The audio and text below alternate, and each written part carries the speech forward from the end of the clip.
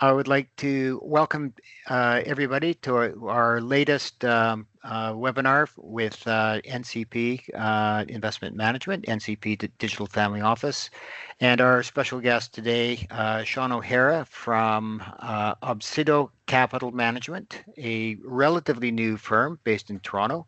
And our topic today is going to be the selection and due diligence process for selecting portfolio managers and funds, which sounds a bit esoteric and maybe more focused to the institutional crowd, but it is actually has a real important bearing on how retail investors manage their money as well. Before I start the presentation, our usual disclaimer that this is not investment advice. This is for education and maybe entertainment purposes. If we start cracking some jokes, but please consult with your own advisor with anything that you've learned today, and make sure that it is appropriate for your own portfolio. But to kick it off, Sean, perhaps you could give us a quick introduction to yourself, a little bit about your background, and how Obsiido started. Yeah, of course, Russ. Thank you, and good afternoon or good morning, everybody. I guess for those listening in on the West Coast. My name is Sean O'Hara, and I'm one of the co-founders and the chief investment officer of Obsiido Alternative Investments. As Russ said, we're a relatively new investment firm focused solely in the alternative investment area. We offer today two standalone portfolios, a growth portfolio and an income portfolio that invest solely in alternative investments, primarily private market asset classes, private equity, private credit, real assets, that is, but they both have a small allocation to hedge funds. My background, as I said, I'm the CIO of Obsiido. I've worked in the investor industry for my entire career. I actually started out working for Rothschilds in London in the UK in their investment management business. And in the last 10, 15 years or so of my career, I've been working in the alternatives area. And prior to joining Obsiido in the early part of last year, I was the CIO for two private markets advisory firms based in Toronto, providing somewhat of a similar offering to Obsiido, that is, allocating, building portfolios for individual investors that were allocated to really high quality global investment managers. And that's something a philosophy we're very much following at Obsiido, something I'm happy to get into if it makes sense during this call. But yeah, that's really my background, and I'm leading the charge for Obsiido on the investment side of our business, particularly with respect to due diligence and the work we do to perform diligence on each and every investment fund that we're looking at for our portfolios. And I know we're going to get into some of that discussion today, so I can definitely talk to that and the realities of doing that work. Yeah. Which, Just an aside there, because Obsiido is a relatively new firm, and I think perhaps with a somewhat unique product offering, how did you determine that there was a need for this in the Canadian marketplace? Well, no, it's a great question, Russ. Certainly there is unquestionably a much greater level of interest from individual investors in investing in alternatives, particularly in private market asset classes, not just in Canada, but around the world, and around the world in the developed markets, that is. And in response to that, most of the very large scale alternative managers like the KKRs, the Blackstones, are aggressively going after this market. So we clearly saw that the demand is there. It was more a case of what solution do we bring to the market to meet that demand.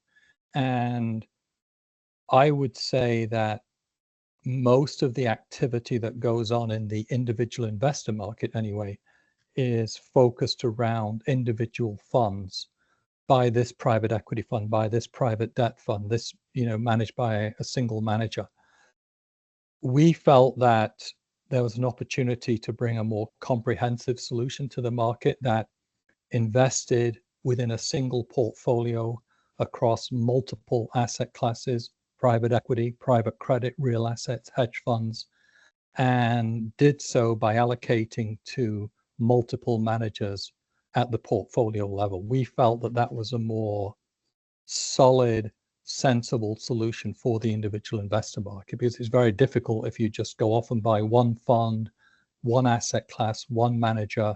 The risk of doing that is much greater than buying a balanced portfolio, diversified by asset class and diversified by different managers. So we were very clear really on day one that what the market needs is this, as I've just explained, rather than a whole list of individual funds and asking the investor, which of these funds do you want to buy? At the end of the day, most investors just don't know. They want you to sort of solve it. So we sort of brought a very clear philosophy to market, and we're pretty much one of a very small number in Canada that are offering this solution for investors. And I guess the other thing that plays into this, a lot of the private funds that either you or other investors would access, except for the, for a sovereign wealth fund or a pension fund or a large family office, it's really hard to get the diversification because the minimum ticket size is so large as well. That's right. You like 10 million, 5 million. Like if you wanted to invest in a KKR closed-end fund, let's say, you'd need at least $10 million US before they would speak to you. That's one investment into one fund. So, and those funds are highly liquid, as you know, Russ. You can't sell them. You're in for 10 to 12 years.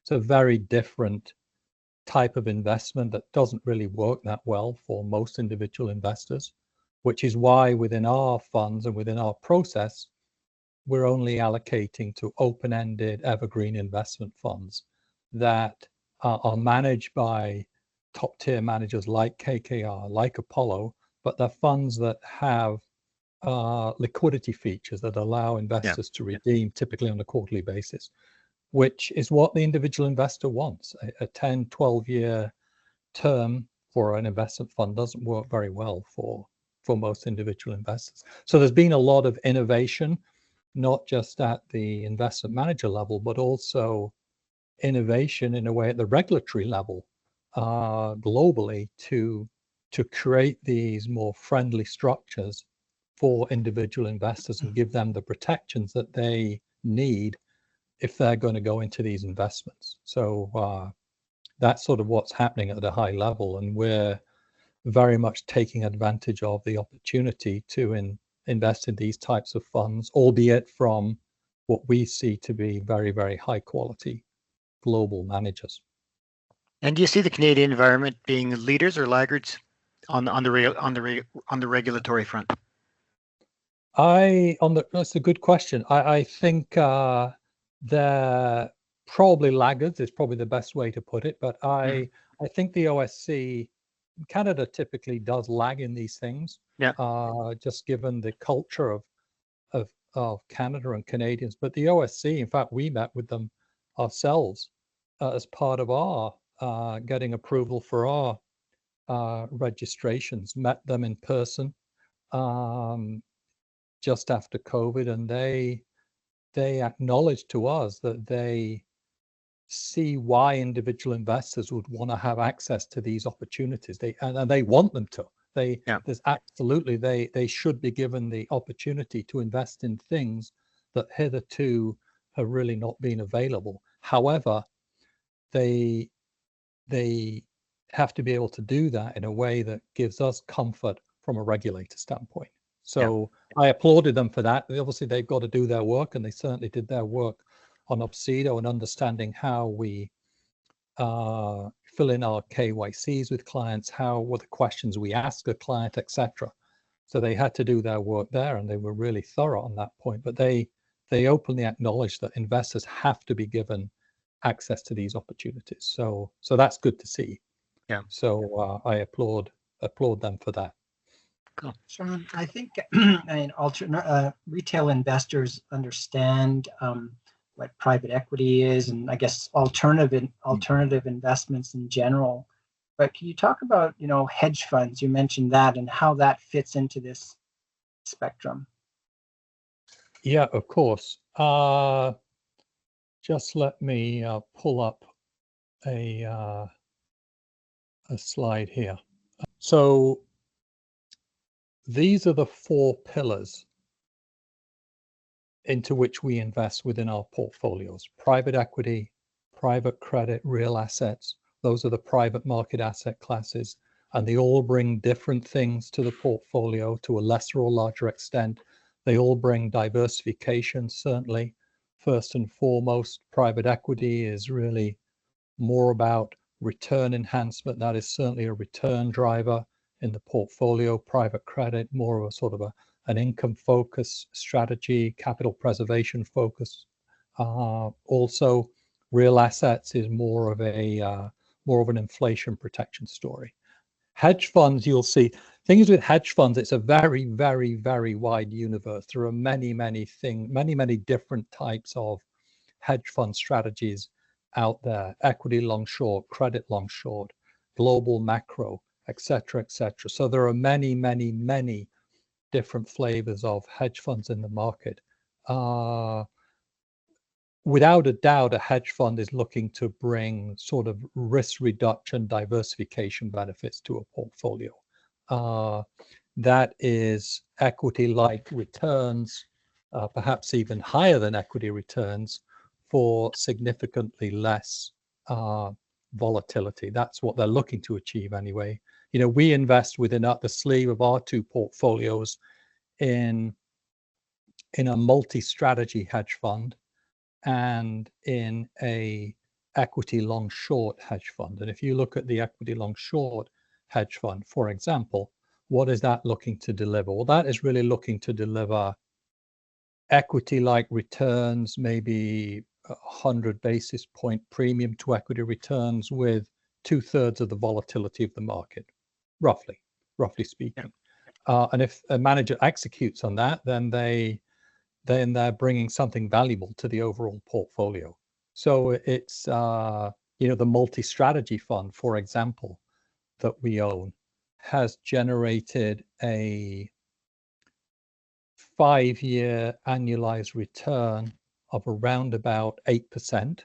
Doesn't sound like a lot, but it's actually a solid return for around about 4.5% volatility. So they've taken a really small amount of risk in the overall portfolio to generate that return. So when you look at a manager like that, they're clearly bringing some value to our portfolio if they continue to manage like that. So we are looking, certainly in terms of the fund that makes sense for us, more from a sort of a risk reduction story than a out and out sort of capital return perspective, which you can go for as well. It just so happens you just got to know what you're looking for. But hopefully you're trying to find with a particular manager that whatever they're doing, there's some skill that is coming through in the analytics in terms of risk reduction, their correlation to the market, that they're bringing something to that you couldn't just get through a traditional index fund, for example. Yeah, I think that sort of brings me to brings two thoughts to mind. One is, I think they're actually related here, is that there's an awful lot of funds and managers out there that would call themselves hedge funds, and which they don't actually hedge. We've come across that number of times. But really, from the average investor's point of view, the conversation is usually the hot fund, the hot stock, what's going up today. But from an institutional point of view, and certainly from our point of view, it is about the process. And we get more, I hate to say it, sounds nerdish, but it's true. We get more excited about process than anything else. And can you just maybe expand on maybe your process, but process in general in manager due diligence, selecting, and then not only the due diligence on the manager, but how do you put those pieces together? What does that process look like? Yeah, of course, Russ. Thank you. That's a great question. Well, you're absolutely right to highlight the importance of this, because at the end of the day, really sound process is the cornerstone of any successful investment program. Like sound process, the thinking is leads to better and more consistent outcomes. And process, after all, is something that you can control. You can't necessarily control the outcomes, but you can control the process. So process is absolutely fundamental to successful long-term investing.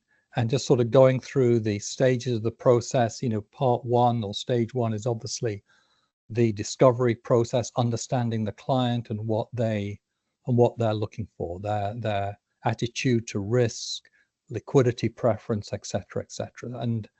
And you really have to invest in that, asking questions, listening to who you're dealing with and what makes them as an investor unique. So the discovery is fundamental, and it's the start of the process.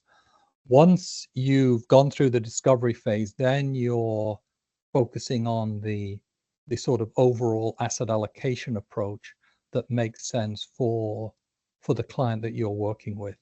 And there are a couple of things there that have to be focused on right away. That is, for example, identifying which asset classes make sense for this client in their portfolio, and that it likely will be a combination of traditional asset classes, stocks and bonds, and alternative asset classes. But identifying what those are, and then when you've done that, when you've identified what those asset classes are, having risk and return assumptions for those asset classes that enable you to model portfolio scenarios. Because if you're just sort of doing this on the fly with no assumptions and just sort of doing it on feel, then that's not sufficient. You need to really apply an asset allocation modeling process, which is what we do, to design portfolios with a sort of a longer term time frame in mind, sort of 5 to 7 years, not how is this portfolio going to perform over the next year or so, as that's that's impossible for anybody to consistently forecast well, but to design an asset allocation program for the client based around the assumptions for the asset classes that you're working with that makes sense given what you learned about that client in the discovery process.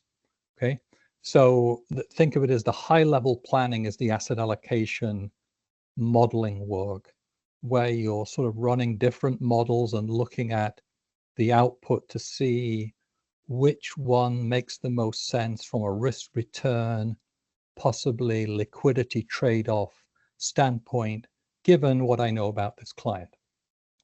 The next stage, and that that is a process that can take a while to sort of land on the asset mix that makes the most sense.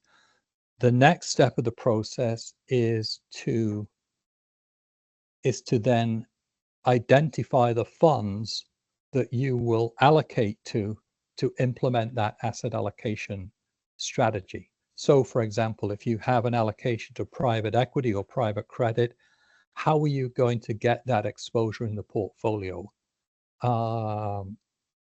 What funds are you going to buy to get that exposure to real estate, to infrastructure, etc.? And that's where the whole fund diligence process, investment diligence process, kicks into play, and we'll talk about that separately in a moment. So think of stage 3 as the implementation, identifying which funds you want to own to give you the specific asset class exposures that you modeled at the asset allocation level. And then the final step of the process is, having identified those funds, having allocated to them, monitoring and reviewing those fund positions on a regular basis. Certainly keeping an eye on things on a quarterly basis, but likely doing a sort of a deeper dive on a once a year basis just to see that everything is working and that the overall investment program holistically makes sense, rather than obsessing about how each individual manager is doing, which is always the temptation, or can be the temptation, as we know. But that's sort of not good process. That's bad process in a way. But the monitoring and the reviewing is an important part, critical part of the process, and it's a very much a sort of an ongoing process. But that does, and just touching on something that you said there, and that obsessing about how a manager is doing at any given point in time. We all know that managers will outperform and underperform at different parts of the market cycle. right. Here at NCP, one of our core mandates for our principal family will always underperform in a raging bull market, and has a very good track record of outperforming by a significant market margin in a bad market. So Exactly. again, it was identifying the needs of our principal family, what their priorities were, and building a process around that. And we always refer to it as a process, not a product or a fund, or that it is a process. Exactly. Which I guess speaks to our nerdishness about process. Yeah. Well, each fund in the portfolio, and that fund is a great case in point, has to be there for a specific reason. And the specific reason in that case is to defend the portfolio in a risk-off environment. Yeah, very much so. Yeah. Period. Yeah. Yeah. The actual due diligence on the managers or the funds, though, can be very, very involved. It is difficult to do, but I'm sure is key to any multi-manager. Or in fact, I know it's key to the success of any multi-manager program. Can you?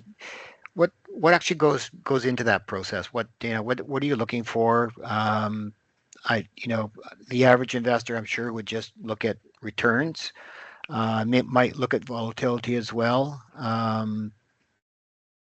When you step it up a little bit, people will start to obsess on Sharpe ratios or Sortinos and things like that. But I'm sure that your process includes all of that and more. So, right. Can you walk us through that? Of course. Well, let me start off talking to how we do it, and then we can just sort of talk more Sure. broadly. We are only allocating, and I think, Russ, you know this, to open-ended evergreen investment funds in the alternatives area. We are not allocating to traditional closed-end funds that have no liquidity. That's not what we're doing. So that does narrow the universe down pretty significantly in terms of what funds, for example, within private equity, are available to invest into. There are probably 150, 200 closed-end private equity funds in market today around the world. So there's a lot of private equity funds you could look at if you're looking to make a closed-end fund allocation. But if you narrow it down to open-end, then there are maybe 5 or 10 available. So you're dealing firstly with a much smaller universe of managers. But as I said at the outset, and one of the really good things that in many ways is making our job somewhat easier, is that the high quality global top tier managers like the KKRs, the Apollos, the Blackstones are now offering open-ended evergreen investment funds in the market. So there's a much higher quality of product that is now available in Canada for investors that want to invest in alternatives. So the first thing is to look at the universe and see what's available. We certainly are gravitating to the largest scale global managers that have resources, have large teams, and that have been investing in the private markets for many, many years. One thing that's sort of interesting in terms of some of the funds we're investing into, some of the actual funds themselves, the evergreen funds themselves, are very new. because the evergreen concept is new. These funds are, in some cases, are only 6 months, 12 months old. And let's take KKR as a good example. They are, one of the premier global alternative managers, as you know, and their infrastructure platform is $65 billion in overall size today. Most of that, almost the entirety of it, is in traditional closed-end infrastructure equity funds. They've just launched an open-ended evergreen global infrastructure fund that is very much leveraging the resources of the team that is managing the $65 billion of assets in the closed-end funds for institutional investors primarily today. So there, you're looking at the overall, in that instance, you're looking at the overall capability, depth of resources, track record, of course, of KKR as an infrastructure manager, and getting comfort around that, getting comfort around how they select assets, just understanding the process. A huge part of the due diligence is actually understanding the product, what the product is trying to do, who's the team that's managing it, what are the resources, what is their record managing infrastructure portfolios in the past, even if it's in a closed-end fund vehicle, which is not what we're going to be buying. So we are spending a lot of our time on looking at large global managers with lots of resources that are somewhat new to the evergreen fund world, because it's a new world, but you're very much entrusting their record in managing similar assets, albeit in different fund structures in the past. So that is one dimension of it. But of course, you're looking at, the process, how they select assets, the types of assets that they're selecting. Whenever I do a look at a new fund, that KKR fund, for example, I write a 16 to 18 page due diligence report. I'm the one that writes it. I present it to our investment committee. I go through it, say, right, this is the strategy. This is what this is about. This is the team. This is the record. This is how they value assets. This is their valuation process. There's a lot in there that really would demonstrate to the regulators that we've done our work at the KYP level, really know the strategy pretty much inside out, and usually have spoken to somebody in the investment team as part of the process to really ensure that we've got everything nailed down. So it's a lot of, it probably takes me per fund, honestly, 25 to 30 hours, I would say, of due diligence to really do the work, to feel that I know what this particular fund is all about and the role it can play in a portfolio, whether it be private credit, private equity, whatever it may be. It takes work. That's the point, and it's just not something you can do on the fly and do quickly in an hour or so, just reading a deck. You've got to, I think you've got to approach all of these things with a healthy dose of cynicism and not take anything at face value, and be pretty curious about, okay, let's dig down here a little bit. I'm not sure I really understand that. That's not ringing true. And that's the process. There's no sort of guide of do this, do that. A lot of it is doing the things you'd expect, but doing so with a curiosity and a healthy skepticism, I think, is a good way of putting it. But is there anything there you want me to embellish upon, Russ, or anything that resonates for you? One thing. Sorry, Russ. No, I was going to say, Ovi, you've done some of this work in your past life, so I'm going to throw the questions over to you. Well, one thing that Russ often reminds us, is that if it can't be measured, it can't be managed. Right. And so in the work you do, how do you benchmark these managers, or is there a better way to evaluate their performance as opposed to benchmarking them against an index? How do you go about measuring their capability and what they're supposed to be doing? Yeah, great question, Obi. Well, typically the in terms of the funds we're allocating to, rather than them being benchmarked to a specific benchmark, which is more typical in the sort of traditional asset class space, they target an absolute return. So, for example, if you look at a private equity fund or the private equity funds that we've allocated to, those managers in the evergreen world are stating a return objective of 12 to 15% net of fees over the long term return. In private credit, depending upon the strategy, it would be sort of 10 to 12, maybe 8 to 10.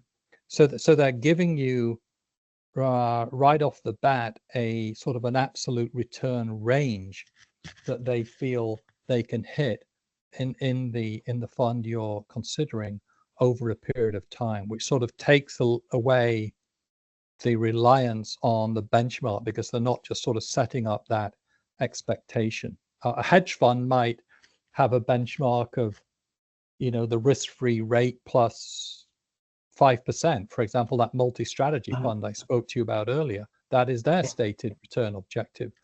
Risk-free rate T-bill plus 5%.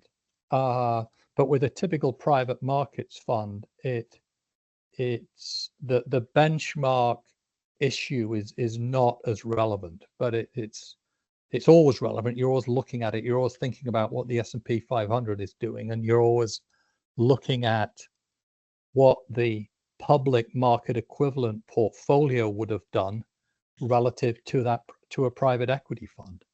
And I guess against their peers as well. That as well, of course. Of course.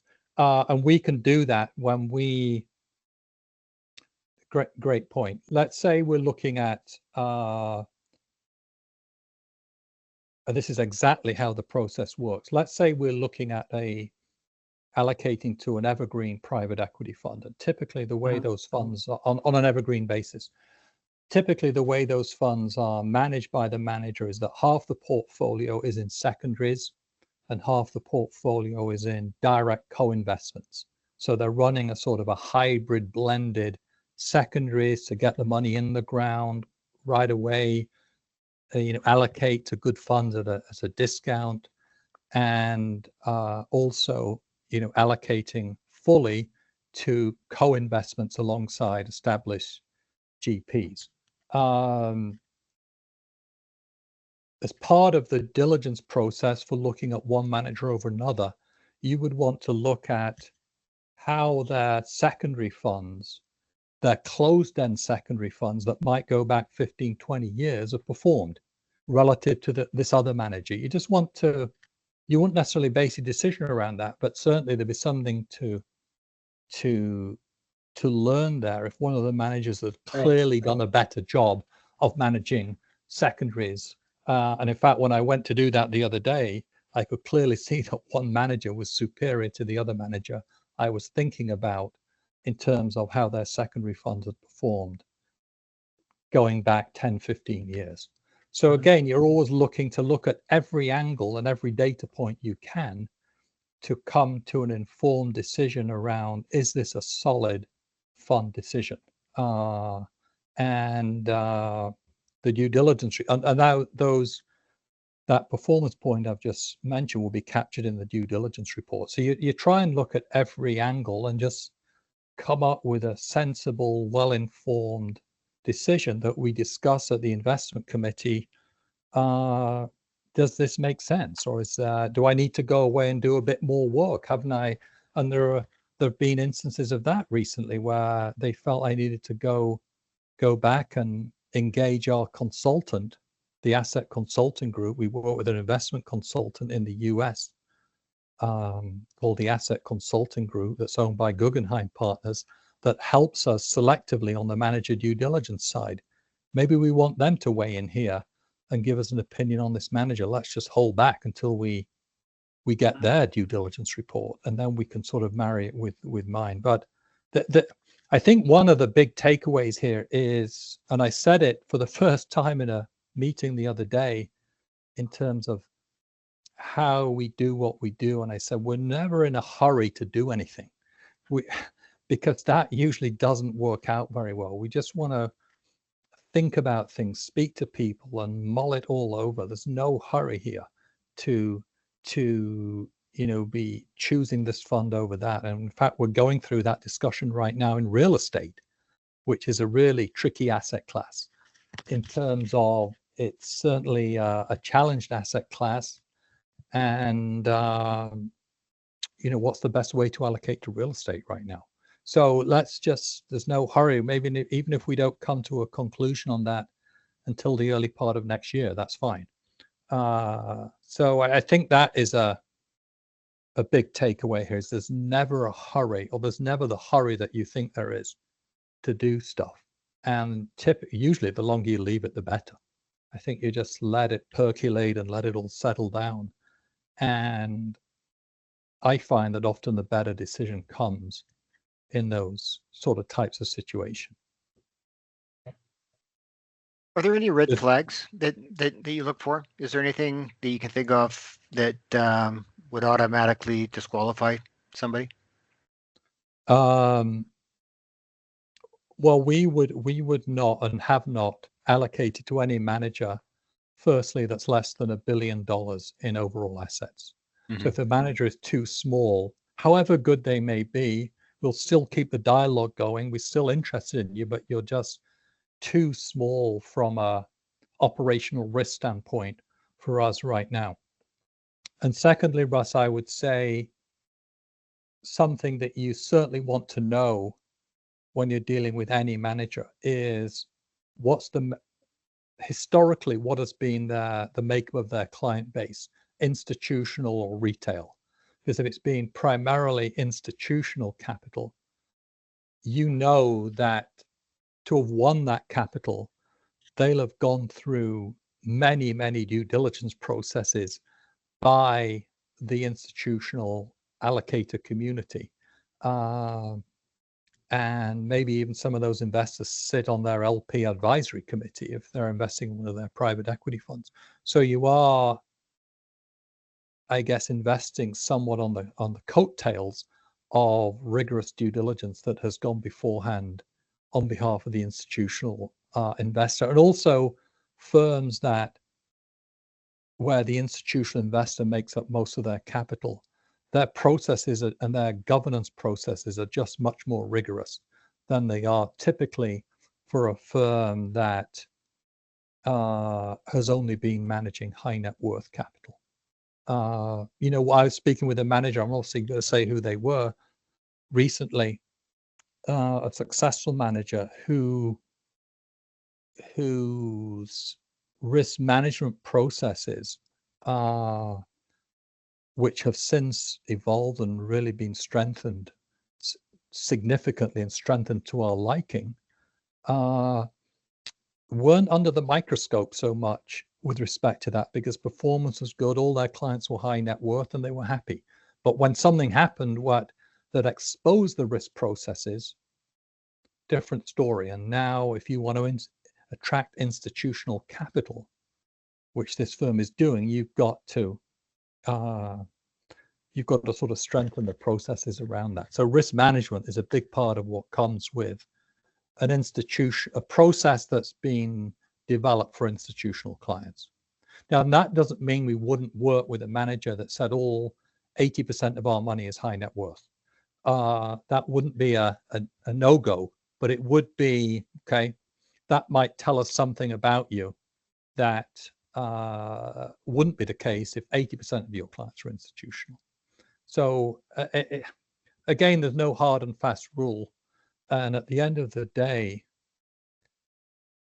a huge part of this is, at the end of the day, you want to work with high quality people that have integrity, that you hope are going to do the right thing at the right time, particularly in times of stress.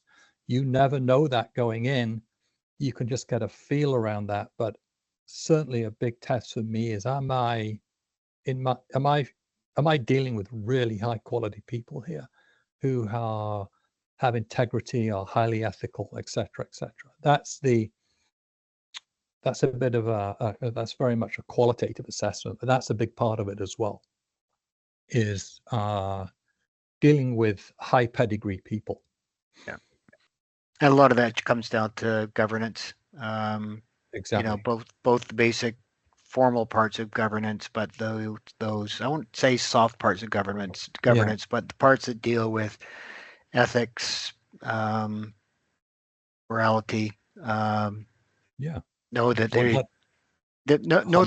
they're going to make the right decisions when it's not necessarily in their best interest, but it is in the right interest of the client.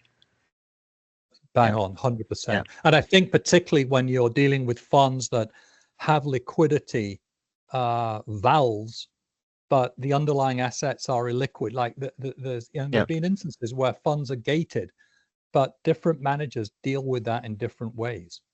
And if you look at Blackstone, for example, as a very good example, their BREIT, their real estate strategy, was gated last year, and they got a lot of bad press about it. But there were investors, mainly Asian investors, that wanted to get out. They probably had never read the OM. They probably thought this was a mutual fund, whatever it was. But to their credit, Blackstone honored the 5% redemption promise they had made to investors, that the 5% is there as in the OM, but anything north of that will have to sort of move on to the next. Some don't even do that. They just say you can't get out, period. You can't even get the 5%. So again, different managers would deal with that differently, but Blackstone, just because of who they are and their reputation, it just wasn't worth them playing games with that. That is a good example, I think. Of just how a certain tier of manager deals with things versus the others, and that is a very, very big, has to be a big part of the process at the end of the day, and it definitely is for what we're doing. Ovi, any comments? No, I guess one question I'd have is it a truism that big is better, or are you seeing some emerging managers that fit your criteria that are coming up through the ranks? Okay, great question, and that's something that is a pretty hot discussion point in the investment world. The reality of that, and private equity, Ovi, is actually a very good example. I usually, not often here, usually hear when I'm just out talking to people about private equity, let's say, or even private credit, that, and particularly if you were talking to an institutional investor, they'd say, yeah, we like private equity, we like private credit, but we tend to work with the smaller managers that are managing smaller funds where there's more opportunity for alpha. So we're not working with the KKRs, the Apollos, all of this. We're working with whoever. And you hear that a lot, which I think is sort of the point you're getting to. The reality there, and I sort of smile to myself whenever I hear that, is from an implementation risk standpoint, if you look at the smaller end of the manager universe by fund size, there's a much wider dispersion of returns within that cohort from the first quartile to the bottom quartile to the median than there is with the bigger guys.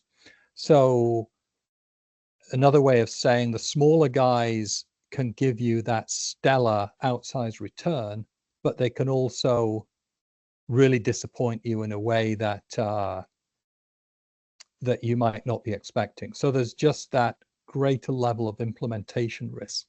We're not really looking for that. And we're looking for more a steadier experience and the sort of steadier compounding of returns over time. And if you look, by the way, at the median return of the smaller manager cohort versus the bigger, it's pretty much the same.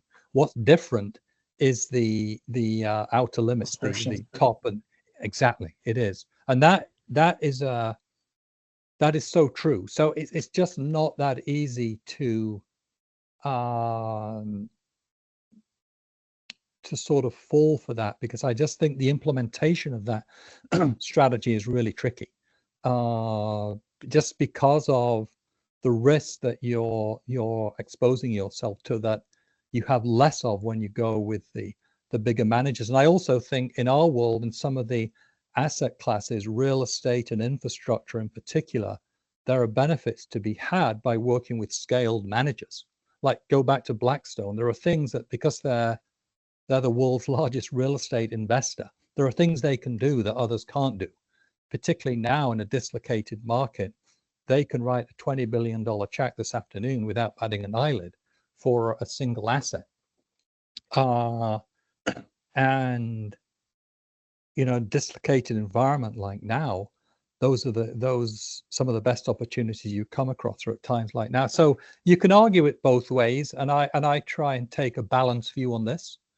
And I absolutely acknowledge that a great smaller manager could be a great addition to your investment program, but it requires really, really, really high quality diligence and an appreciation that the tail risk for that allocation may be greater than it would be for a more established manager investing in larger companies, etc. So yeah, on the hedge fund side, yeah, again, we're not investing with the smallest manager we're investing with on the hedge fund side right now is about $4.5 billion.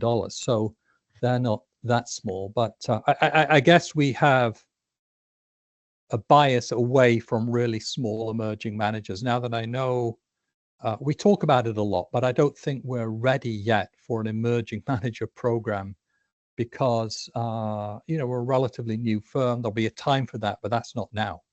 Let's just get the basics right first and the right building blocks in place in the portfolios and go from there. But I think there's an appetite for probably an emerging manager program, but we're not focusing on that right now. But we are speaking to some managers who are in that category, and I'll tell them, look, you're in the emerging manager category, right? We're not ready for you right now, but it's interesting to know what you're doing. Fair enough. That's how, is that is that sort of fair enough? Yeah, indeed. Yeah. Hiring a manager or buying a new car, it's always a great thing. Gives you a good feeling at the end of the day. Right. When the car turns out to be a lemon or the manager doesn't meet expectations, what's the process there? Yeah, well, and I guess really what determines, when a manager no longer fits the bill. Okay. One of the toughest questions of all. Yeah. As you know. Well, I think what I can say with some confidence is that the industry as a whole has a pretty checkered record of hiring and firing managers on a timely basis or in a way that adds value to their investment program, particularly at the institutional level, not just retail, institutionally as well. So firing a manager is sort of something you really do as a last resort. And Russ, you do it knowing that the moment you fire them, the manager's going to start performing well. Seriously, that is all too often what happens. So going back to my point earlier of not being in a hurry to do anything, often doing nothing is the right thing to do when it comes to a manager, unless something has clearly gone awry. So if you're working with a smaller manager and the star PM, let's say it's a 1 or 2 person investment team, has got up and gone, then that is definitely a reason for thinking about moving. It still may not cause you to move, but you think, okay, now that's a bit of a game changer. Clearly that's the case if that were to happen in that situation, however big the manager was. But if you're working with larger managers, you're buying much more of an institutional process. So even if people leave and they've left with managers we've given money to, but they're just part of an institutional machine, they're not bigger than the company themselves. And you're buying into, a platform, process, an institutional process, and not one individual. So I'd make that distinction between different types of manager. If the performance goes off the boil, of course, that's what everybody focuses on. You look at that hedge fund manager, Ovi, I mentioned earlier, the 8% and the 4.5% volatility.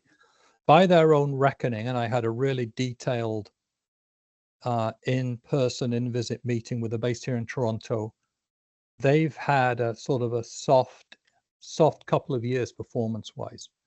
But the long-term record is still really good.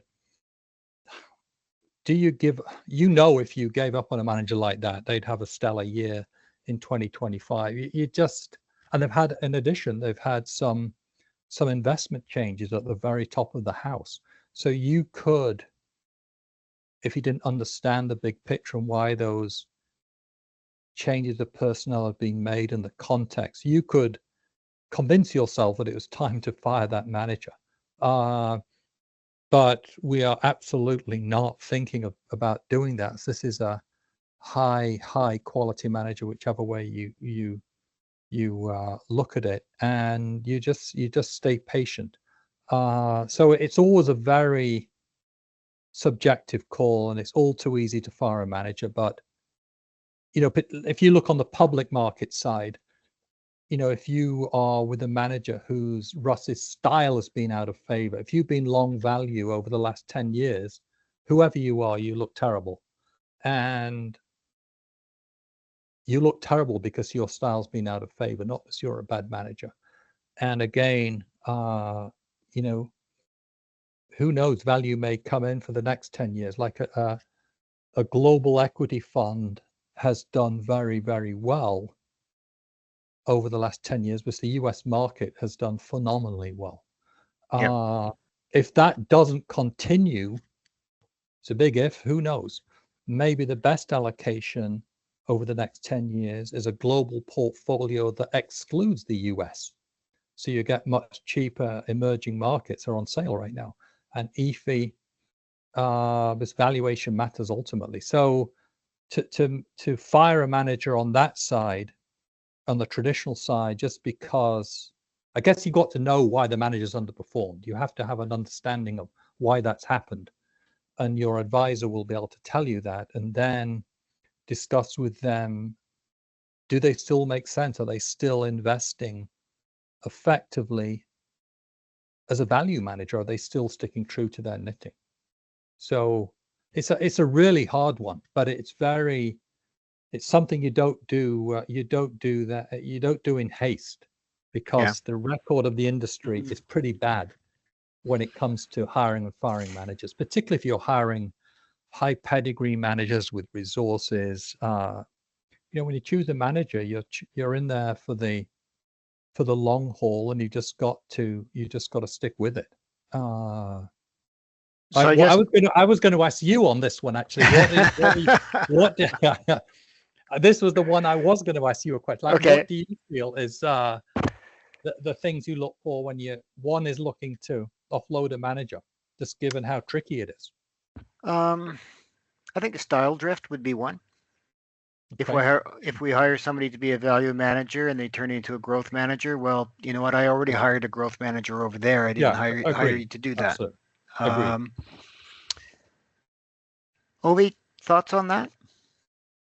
Well, I think the main one is really team. If you're hiring a drift, obviously is important, but really it comes down to the individuals and the team, and that the firm has maintained the reputation that they've earned. That would be the number one. Yeah. Let's say right now in private credit, let's take private credit as an asset class. Private credit as an asset class is under stress right now, or increasingly under stress, given the high rates that borrowers have had to pay. You would expect at some point that kicks in and starts to bite. And you're beginning to see pockets of stress in that asset class right now.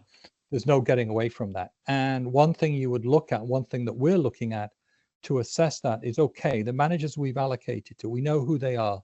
let's speak to them and ask how many of their investments are in non-accrual today, i.e. essentially non-performing, that they can't pay their interest anymore on the loan, and they're effectively in default.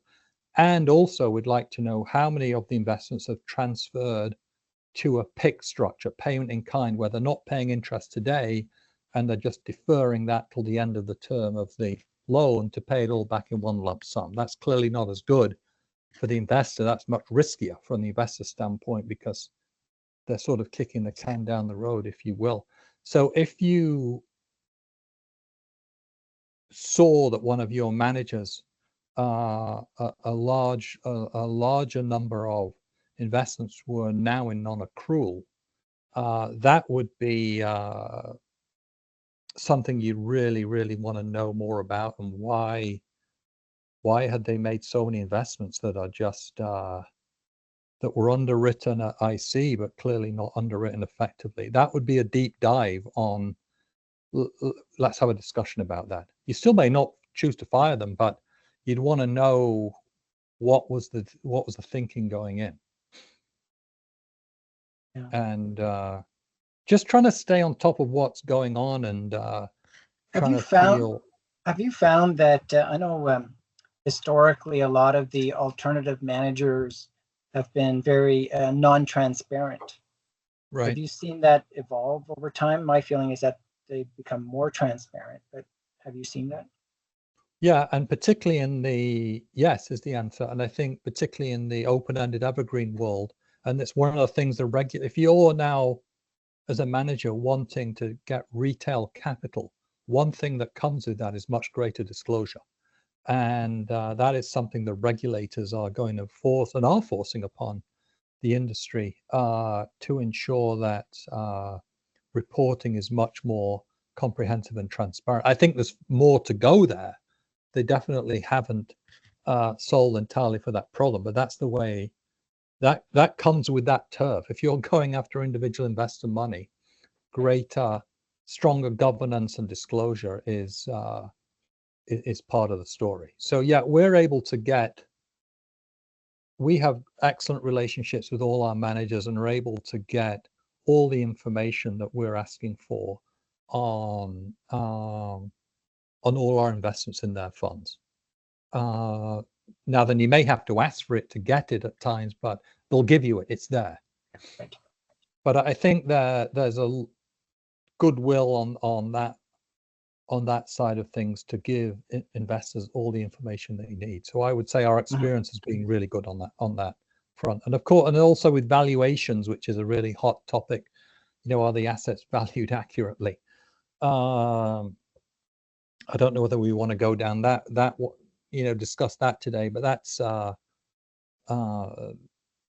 again, when you're dealing with more established managers, I think you can have more comfort on that point than if you're dealing with a smaller manager, because they haven't raised the amount of institutional capital they have over the years by playing games with valuations of the assets. Yeah. There are processes, strict protocol in terms of how they do it. They're working with Duff and Felt. They're working with all these outside. Yeah, ultimately, every manager is the one that signs off on the valuation. That is true.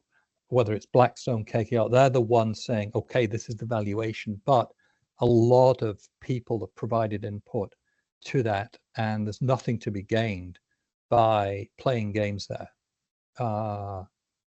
And that's something big on what is the valuation process? To what extent do you involve a Duff and Phelps or whoever at Deloitte's to ensure that the marks are solid and you can have confidence around them? So that is something in my due diligence report. Section 6 is around valuation. What's the valuation methodology that this manager's following? And it's just part of the overall understanding what's going on and having the confidence to say, I'm good with this fund and manager. Thank you. Yeah, we're just about coming up to the hour here. I've got one last question. Yes. and we have a pretty definite view on this internally. But I'm going to Okay. get your view, then I'll give our view. There's no right or wrong Okay. answer. Okay. When you're doing your asset allocation modeling, Yeah. how important are forward forecasts to you? You know, basically those opinions, the world's going to be great or the world's going to hell in a handbasket. How much credibility do you give those, or do you just look at these are the fundamentals we're looking for? This is the asset class we need. Do you follow me? Yeah. No, Yeah. Yeah. It's much more the latter. It's definitely not the former. Yeah. Yeah. Like our asset allocation process, we work hand in hand with our consultant, the asset consulting group, around our asset allocation process. And what they do, Russ, once a year is they formulate capital market assumptions for 46 asset classes in total, including alternative asset classes. We are obviously only working with the alternative asset classes, although when we do our 60-40 analysis, we're working with a global equity capital market assumption and a fixed income capital market assumption. But each and every one of those assumptions, and they formulate these assumptions on an annual basis, is based around a building block methodology for a given asset class. So like real estate, for example, you'll use something like, CPI plus the cap rate as your return expectation for real estate over, let's say, the next 5 to 7 years. So there are very well identified building block methodologies that are used for each and every asset class to formulate that return assumption on a totally unemotional basis. It is nothing to do with their view of private equity or any asset class over the near term. So these are strategic, longer term focused capital market assumptions, and what they call them intermediate term assumptions, which are sort of 5 to 7 year assumptions for the return expectation of the asset class given today's entry point from a valuation perspective and from a sort of a building block perspective. It is absolutely not. We feel really good about private credit today, so let's load up there. We are absolutely not doing that. We're very much taking the strategic approach and allocating based around the longer term sort of return expectations and the risk assumptions. So that's the return assumption side.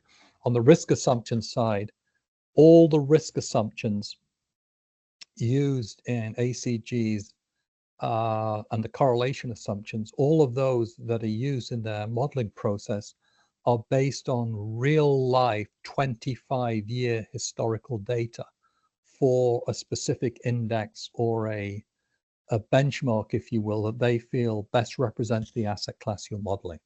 So there's hardcore long-term historical risk data that formulates the risk assumptions, both the standard deviation assumptions and the correlation assumptions, and those are married with the forward-looking return assumptions for, and I'm happy to, as a slide, if you'd like me to show it, give you an example of a building block that, if that would be helpful, I'll just bear with me 1 second. Sure. I'll get it up. So it would be interesting to see. It's a great question, and it's, people think, oh, well, you just sort of throw it together and you based on historical data, and I guess there are lots of different ways of thinking about it, but here we are. So this is, as I said, core real estate. So the capital market assumption for core real estate in 2023 was 6.37%, okay, return. And the building blocks to that were inflation, the current cap rate, and a sort of valuation adjustment factor, which added an additional 17 points. Today, the return assumption is now 676, and you can see inflation, current cap rate is higher, hence they're higher. So it's a pretty simple infrastructure. If you look at infrastructure, the asset class which we allocate to in our portfolios, you can see the intermediate return assumption, income, inflation, and growth, and a valuation adjustment. An evaluation adjustment of negative 1.03 is a valuation adjustment made using the current interest rate environment to reflect frequent use of borrowing in the asset class. So it's costlier to borrow. So there's a very structured process around this, and it is absolutely not.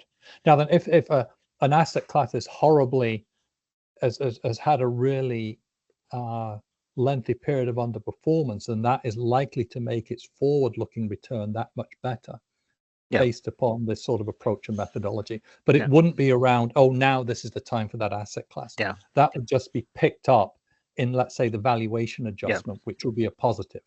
If that, Russ, makes sense. That makes absolute sense. I think so. And you know what? It's this that keeps you honest. It's this that keeps you grounded in, okay, stop. What are we trying to do here? We're trying to find great managers that can effectively implement the asset allocation we've modeled.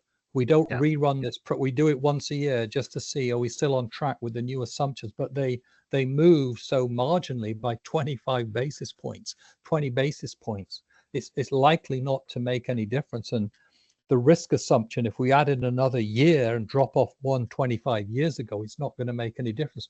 But we'll run it to see whether we're still on track, and we can say, all good, keep going. So we're not looking for reasons to sort of make changes at that higher level, but absolutely once a year we'll rerun the numbers. But this is what grounds everything we're doing, is this rigorous, really institutional process around asset allocation.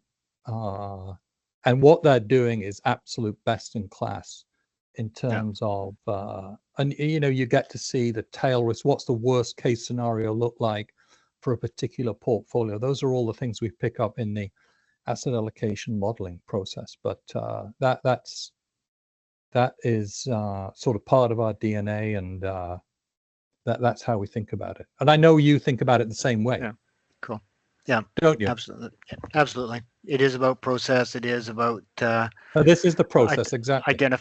Identifying the risks.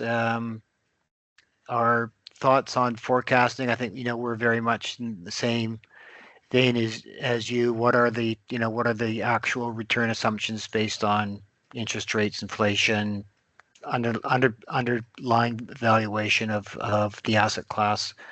Because as Yogi Berra said, the future is really hard to predict because it hasn't happened yet. No, absolutely. And the timing of it may happen eventually, but it just isn't. You just got to be steady and sort of boring, and just there isn't much more you can do than that if you're looking for really good longer term outcomes. Well, we are coming up to our time here. Ovi, any parting thoughts? I'm good. Thank you very much. It was very interesting. Well, thank you. Thank you, Sean, very much for joining us. Really enjoyed this session. I hope everybody else out there in the internet world has enjoyed it too. And as always, if you have any questions, give us a call at NCP, or you can visit Obsiido's website at obsiido.com. And we all look forward to any feedback. Thank you very much.